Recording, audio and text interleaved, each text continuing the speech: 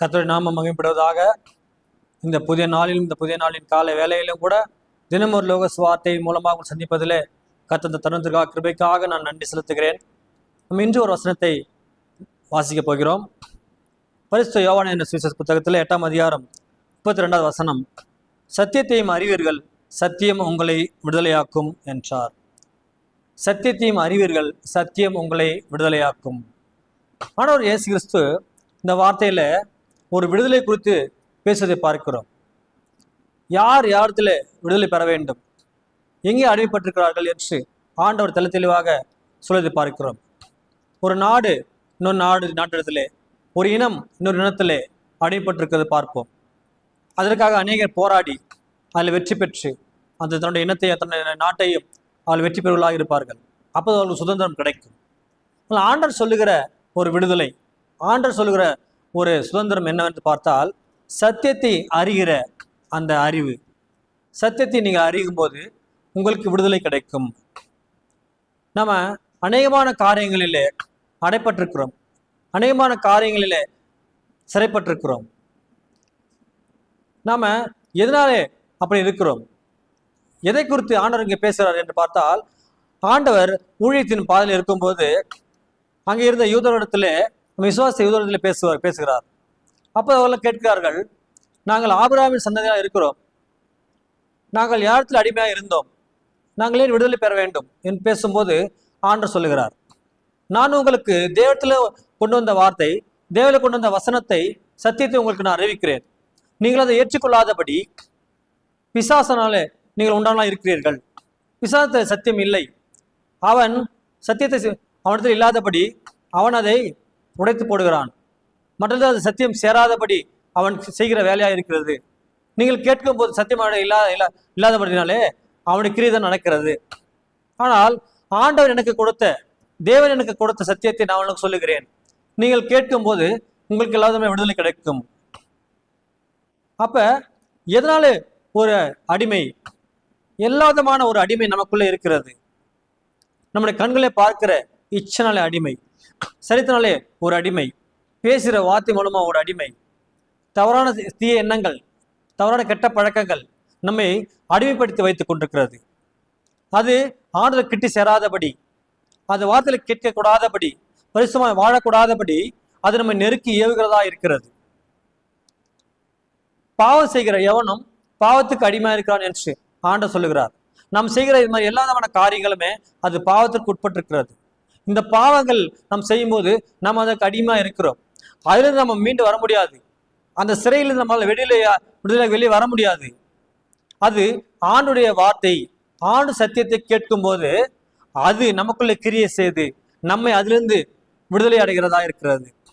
அநேகமான பாவங்கள், அநேகமான காரியங்கள் நம்மை அது அடிமைப்படுத்தி வைத்திருக்கிறது. அதிலிருந்து எவ்வளவு ஆனாலும் வெளியே வரவே முடியாது. துணிகரமான பாவங்கள், ரகசிய பாவங்கள், யாருக்கும் தெரியாது. நாம் செய்கிற பாவங்கள் யாரும் நம்மை பார்க்க மாட்டார்கள் என்று நம்ம நினைக்கலாம். ஆனால் ஆண்டவருக்கு முன்பாக அவர் காந்திக்கு மறைவானது ஒன்றுமில்லை. அவர் மேலும் எல்லாரையும் பார்த்து கொண்டே இருக்கிறார். அவருடைய கண்கள் எல்லாரையும் பார்த்து கொண்டே இருக்கிறது. நாம் செய்கிற பாவங்கள், அக்கிரமங்கள், சாபங்கள் எல்லாவற்றையுமே கர்த்தர் பார்த்து கொண்டிருக்கிறார். நம்ம இதெல்லாம் அடிபட்டு கொண்டிருக்கிறோம். இதிலிருந்து விடுதலையாவது எப்படி என்று நாம் சற்று யோசிக்க வேண்டும். பாவம் செய்கிற எல்லாரும் பாவத்துக்கு அடிமையாக இருக்கிறார்கள். நீங்கள் பேசுகிற வார்த்தைகள், மற்றவர்களுக்கு காயப்படுத்துகிற அந்த வார்த்தைகள், மற்றவர்கள் மனசு புண்படுமோ என்று நினைக்காதபடி பேசுகிற வார்த்தைகள் பாவம். மற்ற சபிப்பது பாவம், இச்சைகள் பாவமா இருக்கிறது, விக்கிராதனை பாவமா இருக்கிறது, ஆண்டு விரதமாக நீ செய்கிற எல்லா விதமான காரியங்களையும் பாவமா இருக்கிறது. இந்த பாவங்கள் நம்மை விட்டு விடுபட வேண்டும் என்றால் அது ஆண்டோட சத்தியமே இல்லாமல் வேற எதுவுமே இல்லை. பிசாசானவன் இந்த சத்தியத்தை அறியாதபடி, இந்த சத்தியம் நமக்குள்ளே செல்லாதபடி, ஏனெனில் அவன் பொய்க்கு பிதாவமா இருக்கிறான். அவனுக்கு சத்தியம் இல்லை. ஒரு காதலை கேட்டு ஒரு காதலை நம்ம விட்டு விடுகிறோம். அது இருதயத்தில் பதித்து வைக்கிறதா இருக்க வேண்டும். அது மனதில் பதித்து அதை கேட்ட நாம் நடக்கிறவளா இருக்க வேண்டும். அப்போதான் ஒரு விடுதலை நமக்குள்ளே கிடைக்கும். ஆண்டவர் இயேசு கிறிஸ்து இந்த உலகத்தில் வரும்போது எல்லா ஜனம் இருளில் இருந்தார்கள், அடிமைப்பட்டு கிடந்தார்கள், நோயில் அடிமைப்பட்டு கிடந்தார்கள், பிசாசு அடிமைப்பட்டு கிடந்தார்கள், பிள்ளை சுண்ணி கட்டுகள் அடிமைப்பட்டு கிடந்தார்கள். இயேசு கிறிஸ்து இந்த உலகத்தில் வந்து ஊழியம் செய்யும் போது இருளுக்கு ஜனங்கள் பெரிய வெளிச்சத்தை கண்டார்கள் என்று பார்க்கிறோம். இந்த உலகத்தின் பாவத்தை சுமந்து தீர்க்கிறதற்காக ஆண்டவர் இறங்கி வந்தார். இருளு ஜனங்களுக்காக ஒரு வெளிச்சத்தை கொடுப்பதற்காக வந்தார். மரண தேசத்தில் இருந்தவர்களுக்கு ஒரு வெளிச்சம் உதித்தது என்று பார்க்கிறோம். மரண இந்த ஜனங்கள் எல்லாம் இந்த ஆண்டவர் வந்த பிறகு ஒரு வெளிச்சம் அவர்த்திலே காணப்பட்டது.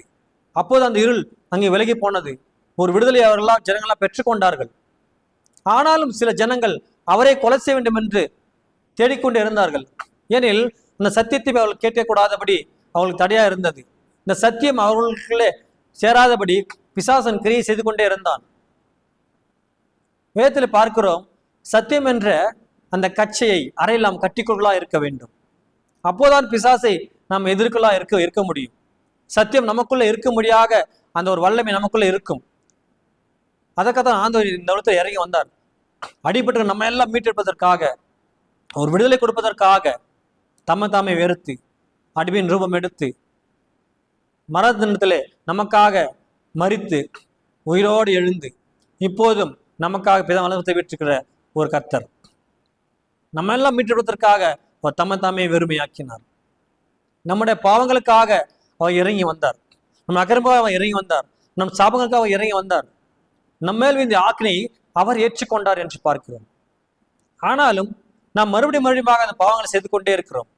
ஏனெனில் இந்த பிசாசானவன், இந்த எதிராளியானவன், பொய்க்கு பிதாமா இருக்கிற அந்த பிசாசின் கிரியைகள் நம்மளை நெருக்கி கொண்டே இருக்கும். சத்தியத்தை நம்ம கேளாதபடி, சத்தியத்தை நம்ம அறியாதபடி அவன் தடை செய்து கொண்டே இருப்பான்.